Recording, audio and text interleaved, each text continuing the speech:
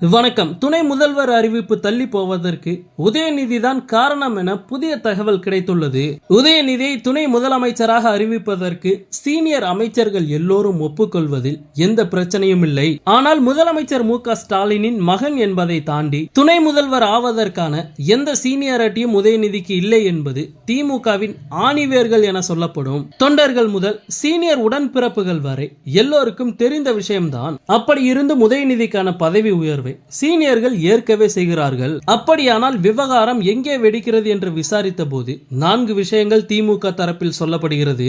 அதாவது துணை முதலமைச்சர் பொறுப்பை ஏற்கும் போது துரைமுருகன் உட்பட சீனியர் அமைச்சர்கள் 4 பேரை கேபினெட்டில் இருந்து நீக்க வேண்டும். ஒருவேளை இது முடியாது என்றால் கேபினெட்டில் முதல்வருக்கு அடுத்த 2வது ஸ்தானம் எனக்கு வேண்டும். 3வது இடத்திற்கு துரைமுருகன் தள்ளப்பட வேண்டும். மேலும் திமுக அமைப்பில் மாற்றம் கொண்டு வரும் வகையில் 2 சட்டமன்ற தொகுதிகளுக்கு ஒரு மாவட்ட செயலாளர் என்கிற அளவுகோலில் சீனியர்களிடம் 2க்கும் மேற்பட்டுள்ள மாவட்டங்கள் பறிக்கப்பட வேண்டும் என்கிற நிபந்தனைகளை முதலமைச்சர் மு.க. ஸ்டாலினிடம் சொல்லி இருக்கிறார் உதயநிதி ஸ்டாலின். அதை கேட்டு முதல்வருக்கு பேரதிர்ச்சியாக இருந்துள்ளது. உடனே அது எப்படி சாத்தியமாகும்? சீனியர்களை முழுமையாக எடுத்துவிட்டு கட்சியையும் ஆட்சியையும் நடத்துவது ரொம்பவே கடினம். தேவையற்ற சிக்கல்களை எதிர்கொள்ள வேண்டியிருக்கும் என உதயநிதிக்கு அட்வைஸ் செய்திருக்கிறார். முதலமைச்சர் இப்படி சொல்வதை உதயநிதியால் ஏற்க முடியவில்லை.